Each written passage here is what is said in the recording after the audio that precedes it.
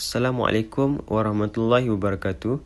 Saya Muhammad Yohanif bin Muhammad bernombor matrik A1818892 dari kumpulan 26 akan membentangkan latihan 7. Soalan yang diberikan ialah soalan 1B, di mana soalan 1 ialah dapatkan nilai-nilai dan vektor-vektor eigen bagi matriks A yang berikut. Tentukan sama ada A terperpencurukan dan berikan sebabnya. Tuliskan D jika A terperpencurukan. Jadi soalan B ialah matriks A sama dengan 3, 1, sifar 3.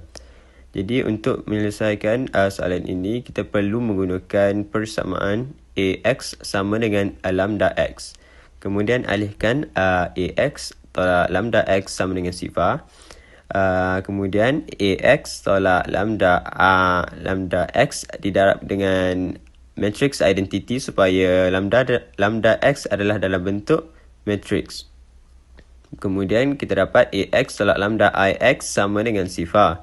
Kemudian keluarkan X daripada bracket A tolak lambda I bracket X sama dengan sifar, di mana X adalah tidak boleh sama dengan sifar.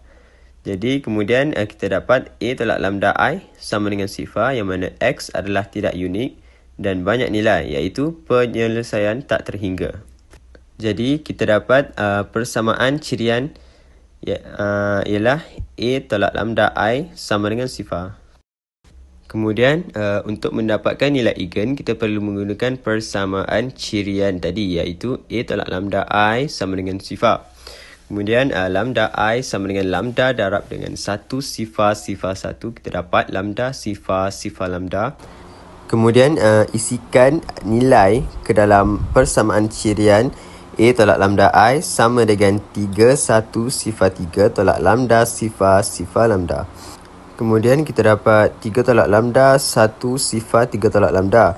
Kemudian cari penentu kepada 3 tolak lambda 1 sifar 3 tolak lambda. Kita dapat 3 tolak lambda darab 3 tolak lambda tolak 1 darab sifar. Kemudian kita dapat persamaan lambda kuasa 2 tolak 6 lambda tambah 9. Kemudian kita dapat lambda tolak 3 bracket kuasa 2. Kemudian daripada persamaan ini kita dapat nilai eigen kita tadi, iaitu lambda 1 sama dengan 3 dan lambda 2 juga sama dengan 3. Untuk mencari vektor eigen, kita perlu menggunakan persamaan homogen, iaitu A tolak lambda I bracket X sama dengan sifar. Jadi daripada nilai-nilai eigen yang kita dapat ialah lambda 1 dan lambda 2 sama dengan 3 tadi, kita isikan nilai ke dalam A tolak lambda I bracket X sama dengan sifar. Jadi 3 tolak lambda 1 sifar 3 tolak lambda X1 X2 sama dengan sifar. 3 tolak 3 1 sifar 3 tolak 3 X1 X2 sama dengan sifar, yang mana kita telah gantikan nilai lambda tadi. Kemudian setelah gantikan nilai lambda, kita dapat sifar 1 sifar X1 X2 sama dengan sifar. Jadi daripada ini kita dapat X1 adalah sebarang vektor yang mana boleh sebarang nilai daripada nombor nyata, dan kita samakan dengan T. Dan kemudian X2 sama dengan sifar. Daripada ini kita dapat X sama dengan T sifar atau sama dengan T bracket 1 sifar. Maka 1 sifar adalah asas vektor eigen sepadan dengan lambda 1 dan lambda 2 sama dengan 3. Maka A tidak terperpencurukan kerana A sekadar mempunyai satu asas vektor eigen, sedangkan matriks A bersaiz 2 kali 2 dan sepatutnya memerlukan 2 asas vektor. Sekian, terima kasih.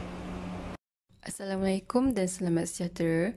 Saya Fatin Hani binti Maslan, nombor matriks A181899 akan membentangkan soalan latihan minggu ke-8 soalan 1A. Berdasarkan jawapan latihan yang lepas, jika A terperpencurukan, gunakan D untuk mendapatkan nilai A kuasa 7 dan juga tentukan sama ada matriks A terperpencurukan berortogon. Jadi daripada soalan minggu lepas, A sama dengan 0110 dan A terperpencurukan kerana mempunyai nilai eigen yang berbeza mengikut teorem 4.6. Maka daripada jawapan minggu lepas, kita dapat yang nilai P sama dengan 1, 1, 1, negatif 1. P songsang kita dapat 1/2, 1/2, 1/2, negatif 1/2. Dan D yang mana kita dapat daripada nilai eigen, kita dapat 1, 0, 0, negatif 1. Seterusnya, jika A matriks N darab N dan P matriks boleh songsang, maka P songsang darab dengan A darab dengan P kita kuasa 2 kan. Kita dapat kenal pasti yang apabila P darab dengan P songsang, nilainya adalah 1. Maka hasil kuasa 2 P songsang darab dengan A darab dengan P akan jadi P songsang darab dengan A kuasa 2 darab dengan P. Secara umumnya, bagi sebarang integer K, apabila P songsang darab dengan A darab dengan P dikuasakan dengan K, kita dapat jadikan dia sebagai P songsang darab dengan A kuasa K darab dengan P. Yang mana kita boleh lihat yang P songsang dan nilai P tidak berubah. Hanya berubah nilai A kuasa K. Jika A terperpenjurukan dan P songsang darab dengan A darab dengan P sama dengan D matriks perpenjuru, maka D kuasa K sama dengan P songsang darab dengan A darab dengan P dikuasakan dengan K sama dengan P songsang darab dengan A kuasa K darab dengan P. Maka A kuasa K sama dengan P darab dengan D kuasa K darab dengan P songsang. Maka A kuasa 7 boleh dicari menggunakan formula A kuasa 7 sama dengan P darab dengan D kuasa 7 darab dengan P songsang.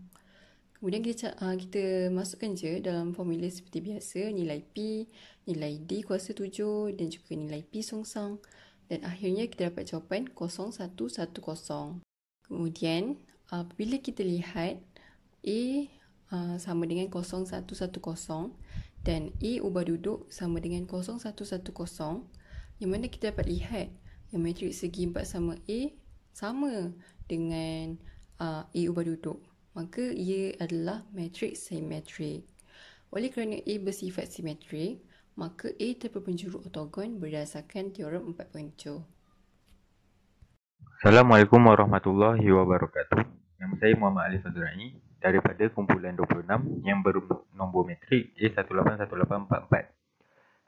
Berikut merupakan ahli kumpulan saya dan saya akan membentangkan latihan 9 soalan 1H. Okey. Soalannya ialah pertimbangkan penjelmaan berikut dan tentukan sama ada penjelmaan linear atau tidak. Jika penjelmaan linear dapatkan inti dan julat, tentukan sama ada penjelmaan linear 1/1. Okey. Soalan 1H ialah T3 gubah T4 dan T4 gubah T3. Satu Roman, tentukan sama ada penjelmaan linear atau tidak. Okey, T3, yang pertama T3 dia memetakan P2 kepada P2, di mana T3 Px sama juga dengan P kali P kurungan S tambah 1. Okey, terdapat dua syarat untuk buktikan dia penjelmaan linear. Yang pertama, penutupan terhadap penambahan. Okey, T3 ialah T3 kurungan P tambah Q sama juga dengan T3 kurungan Px tambah Qx. Sama juga dengan T3 kurungan P tambah Q kali X. Sama juga dengan kurungan P tambah Q kali kurungan X tambah 1. Sama juga dengan P X tambah 1 tambah Q kali X tambah 1. Di mana kita boleh tulis T3 Px tambah T3 Qx sama juga dengan Px tambah 1 tambah Qx tambah 1. Okey, jadi terbukti yang T3 P tambah Q sama juga dengan T3 P tambah T3 Q. Maka lengkaplah penutupan terhadap penambahan. Okey, syarat yang kedua ialah penutupan terhadap pendaraban. Okey, T3 CP sama juga dengan T3 kurungan CPX. Sama juga dengan C T3 PX. Sama juga dengan C kali Px tambah 1. Sama juga dengan C T3 PX. Dan akhir sekali sama juga dengan C T3P. Jadi lengkaplah penutupan terhadap pendaraban. Maka T3 yang memetakan P2 kepada P2, di mana T3 PX sama juga dengan Px tambah 1 adalah penjelmaan linear dan ia terbukti. Seterusnya, kita akan membuktikan T4 adalah penjelmaan linear atau tidak T4 memetakan P1 kepada P2, di mana T4 Px sama juga dengan XPx. Okey, syarat yang pertama, penutupan terhadap penambahan T4 kurungan P kali P tambah Q sama juga dengan T4 kurungan Px tambah Qx. Sama juga dengan T4 kurungan P tambah Qx. Sama juga dengan X kurungan P tambah Q kali X. Jadi kita samakan dengan XPX tambah XQX. Sama juga dengan T4P tambah T4Q. Jadi terbukti yang T4 kurungan P tambah Q sama dengan T4P tambah T4Q. Jadi lengkaplah penutupan terhadap penambahan bagi T4. Dan syarat kedua ialah penutupan terhadap pendaraban.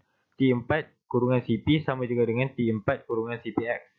Jadi kita faktorkan C, kita akan dapat C kurungan T4PX sama juga dengan C XPX. Jadi C XPX sama juga dengan C T4PX. Sama juga dengan C TP. Jadi lengkaplah penutupan terhadap pendaraban. Maka terbukti yang T4 memetakan P1 per P2 di mana T4 PX sama juga dengan XPX adalah penjelmaan linear. Okey.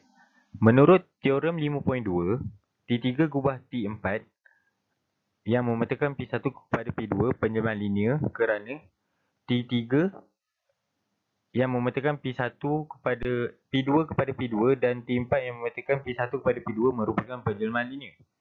Jadi mari kita buktikan T3 gubah T4. So T4 ni dia memetakan P1 kepada P2 dan T3 memetakan P2 kepada P2.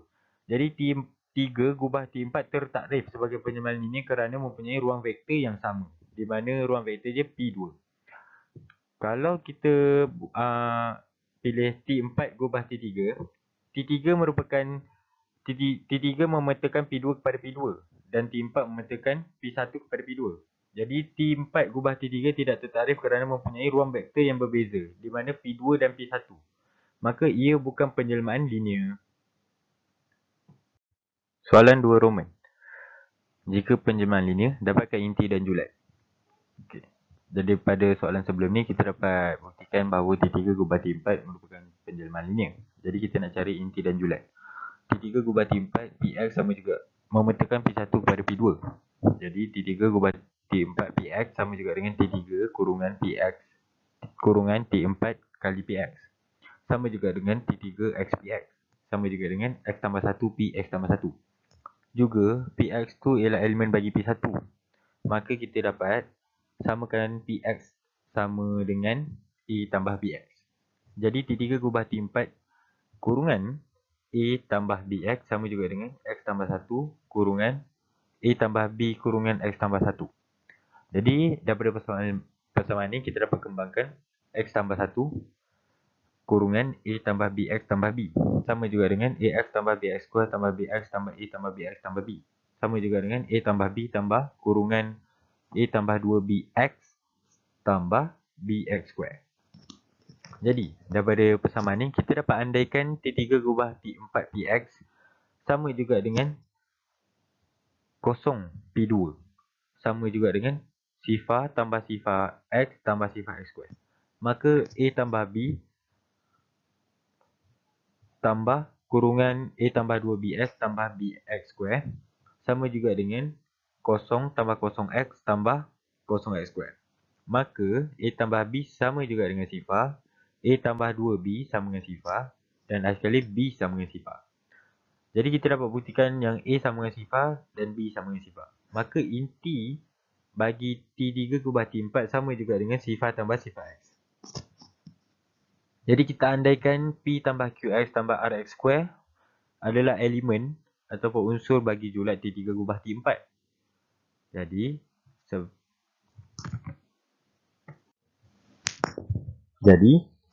terdapat Px elemen bagi P1 sehinggakan T3 gubah T4 Px sama juga dengan P tambah Qx tambah Rx square. Maka A tambah B tambah kurungan A tambah 2Bx tambah Bx square sama juga dengan P tambah Qx tambah Rx square. Maka A tambah B sama juga dengan P. A tambah 2B sama dengan Q. B sama dengan R. Jadi kita dapat selesaikan, maka kita akan dapat A tambah B sama dengan P, A tambah 2B sama dengan Q, B sama dengan R. Jadi bila kita masukkan, kita akan dapat A sama dengan P tolak R dan A sama juga dengan Q tolak 2R. Jadi P tolak R sama dengan Q tolak 2R dan P sama juga dengan Q tolak R. Maka julat bagi T3 gubah T4 ialah P tambah QX tambah RX di mana P sama dengan Q tolak R.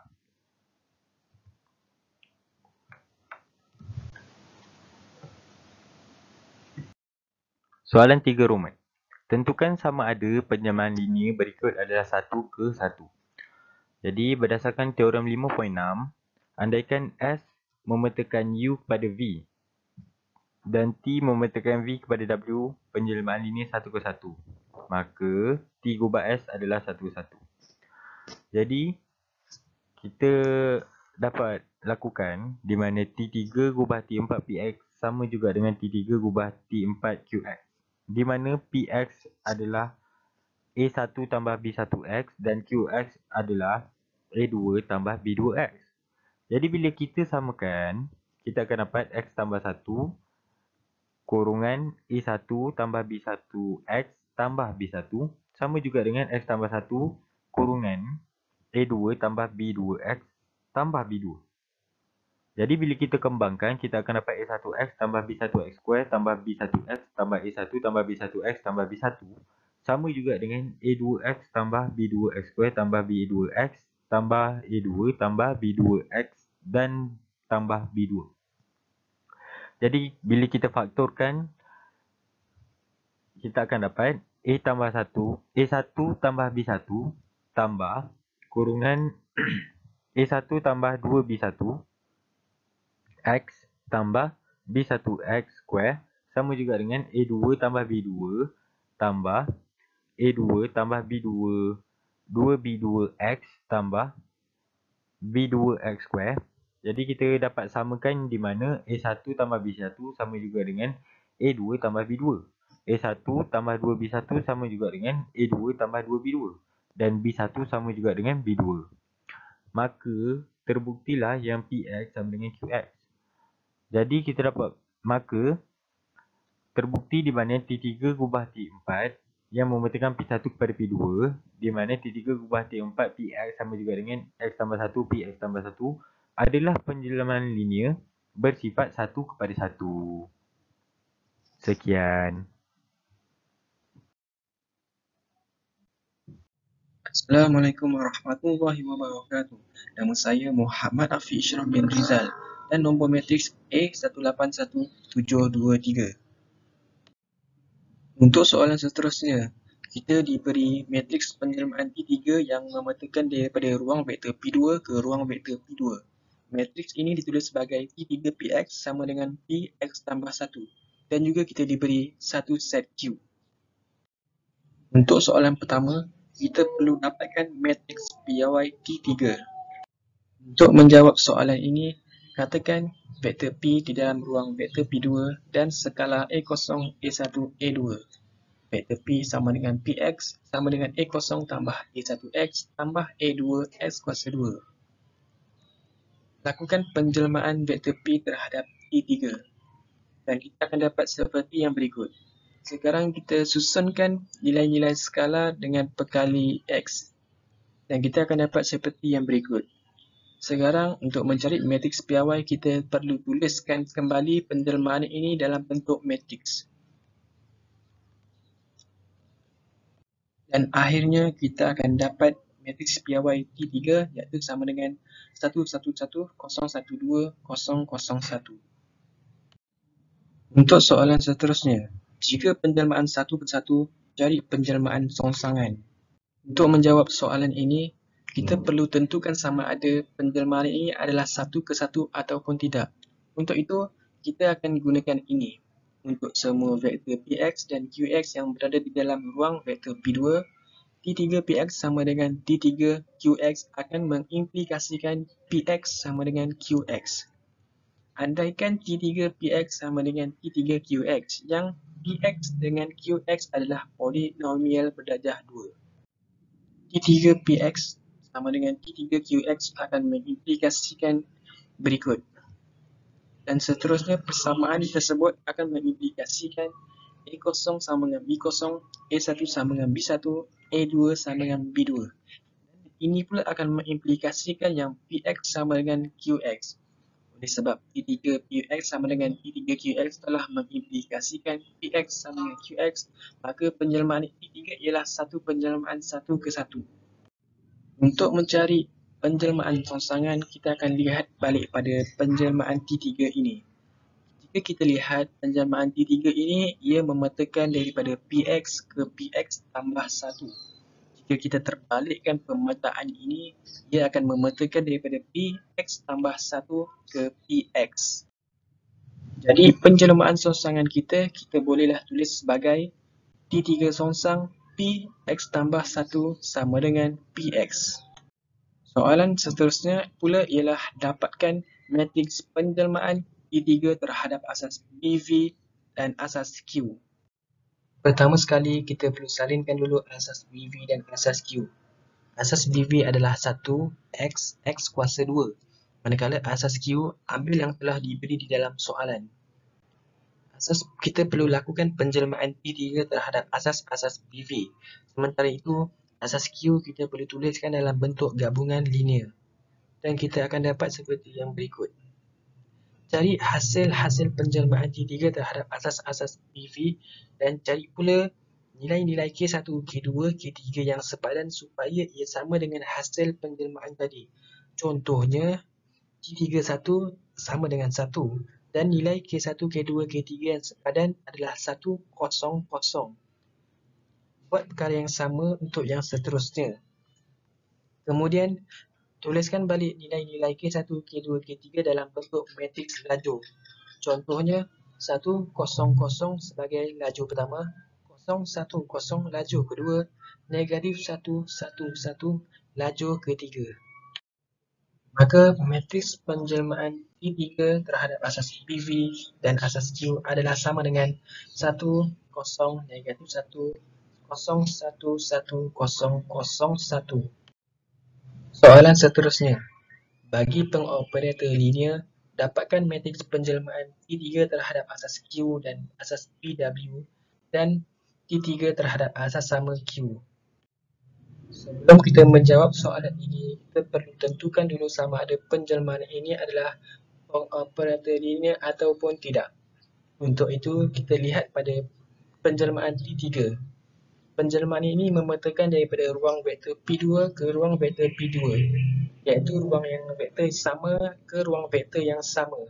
Maka, penjelmaan ini adalah suatu pengoperator linear. Oleh itu, kita perlu menjawab soalan ini.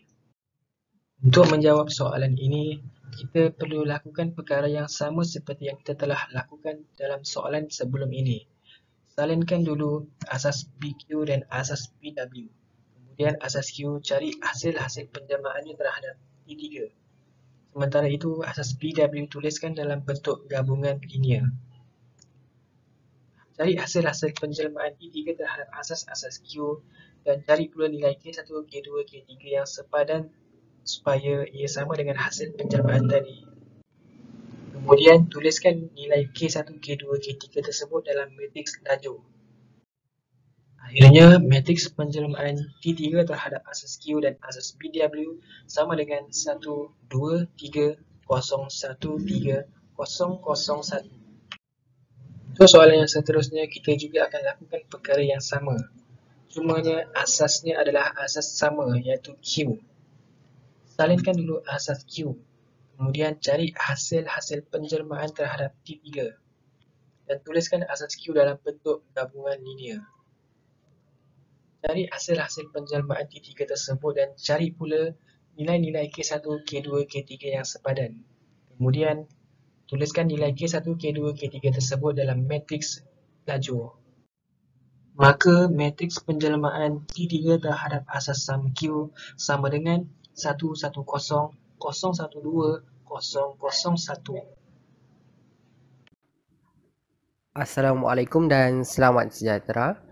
Nama saya Muhammad Helmi bin Muhammad, pemegang kad matriks A182-126. Saya akan terangkan tentang soalan 2F dan 2G.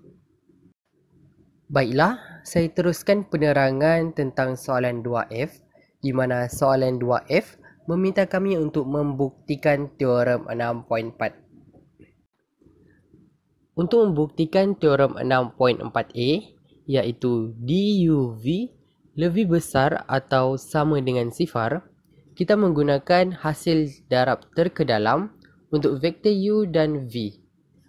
Baiklah, untuk vektor U, yang seperti kita dapat lihat di dalam slide ini, U kita darabkan dengan U dan kita kembangkan menjadi U1 darab U1 tambah U2 darab U2, dan kita boleh simpulkan sama dengan U1 kurungan kuasa 2 tambah U2 kurungan kuasa 2 lebih besar atau sama dengan sifar berdasarkan aksiom 4 HDT, iaitu sifat positif.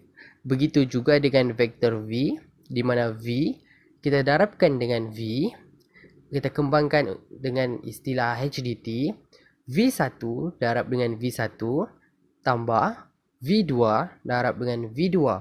Maka terhasillah V1 kuasa 2 dan V2 kuasa 2 juga lebih besar atau sama dengan sifar, juga telah menunjukkan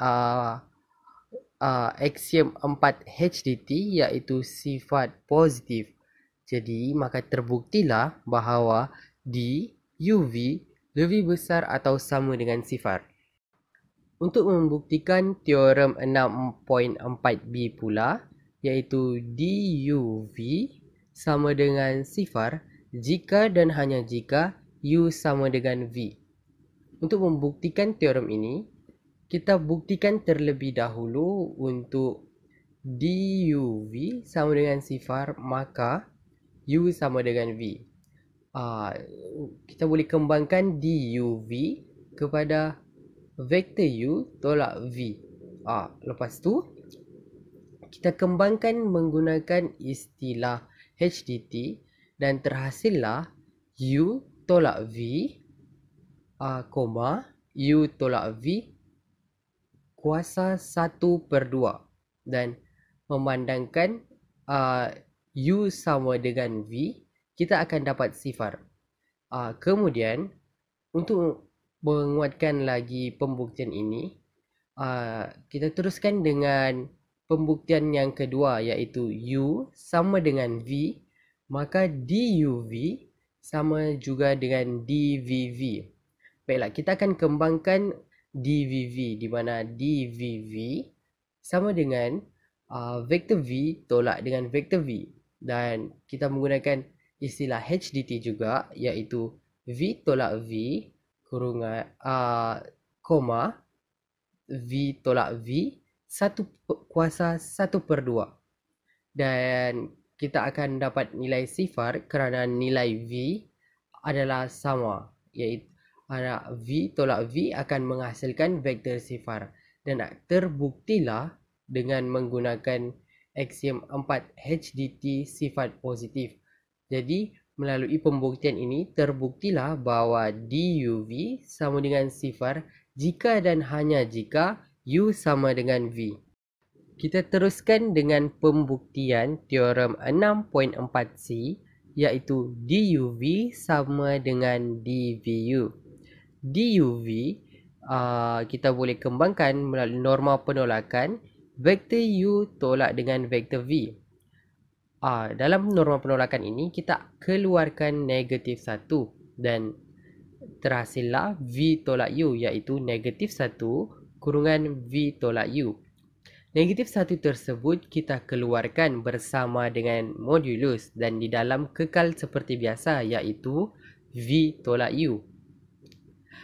Seperti kita tahu bahawa apa-apa nombor di dalam modulus akan sentiasa menjadi positif, maka negatif 1 tersebut akan menjadi nilai 1 memandangkan dia di dalam modulus, dan di dalam kurungan iaitu kekal sama seperti biasa, iaitu V tolak U, dan terhasillah dVu. Jadi kita dapat lihat di sini bahawa dUv sama dengan dVu. Hasil pengiraan ini terhasil melalui rujukan teorem 6.3c, iaitu Ku, di mana K adalah mana-mana nombor di dalam nombor nyata, sama dengan K tersebut boleh diasingkan tetapi bersama dengan modulus, dan vektor U kekal seperti biasa di dalam kurungan. Maka terbuktilah bahawa dUv sama dengan dVu. Akhir sekali untuk pembuktian teorem 6.4, iaitu 6.4d, di mana teorem tersebut adalah dUv kecil atau sama dengan duw tambah dwv. duv kita boleh kembangkan dengan norma penolakan u tolak v, dan kita boleh kembangkan sekali lagi sama dengan u tolak w tambah w tolak v, di mana hasilnya tetap sama. Dan kita boleh kembangkan, kita boleh pisahkan u tolak w menjadi satu vektor d, dan juga w tolak v juga menjadi satu vektor d, di mana u tolak w dalam satu kurungan dan juga w tolak v di dalam juga satu kurungan, di mana pengasingan ini diberi nama ketaksamaan segitiga, dan u tolak w tambah w tolak v adalah kurang lebih besar atau sama dengan duv, dan hasil daripada u tolak w dan juga w tolak v ini kita boleh menjadikannya menjadi dua, iaitu duw dan juga tambah dwv. Hasil pengiraan ini terhasil melalui rujukan teorem 6.3d, iaitu u tambah v kecil atau sama dengan vektor u tambah vektor v. Maka terbuktilah bahawa duv kecil atau sama dengan duw tambah dwv. Selesailah dengan soalan 2F. Kita teruskan dengan soalan 2G, iaitu tunjukkan bahawa paksi Z adalah pelengkap ortogon bagi sata XY dalam ruang Euklidan R3, sehinggakan W, X, Y, sifar adalah di dalam R3 dan pelengkap W, kosong, sifar, sifar, Z adalah di dalam R3, juga di dalam R3. Baiklah, untuk menjawab soalan 2G, kita perlu andaikan dua vektor, iaitu vektor U dan juga vektor V, di mana andaikan vektor U A, B, B, sifar di dalam W, dan B adalah mana-mana nombor nyata. Dan juga begitu juga dengan vektor V, iaitu sifar, sifar, C adalah di dalam pelengkap W, dan juga C adalah mana-mana nombor sifar. Jadi untuk melakukan pembuktian ini, kita menggunakan hasil darab terkedalam antara U dan V.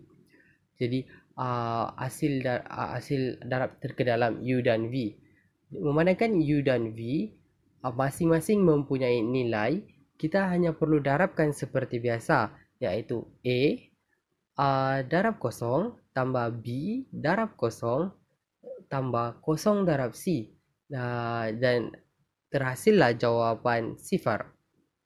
Memandangkan hasil darab terkedalam bagi vektor V dan vektor U adalah sifar, maka terbuktilah bahawa paksi Z adalah pelengkap ortogon bagi sata XY dalam ruang Euklidan R3.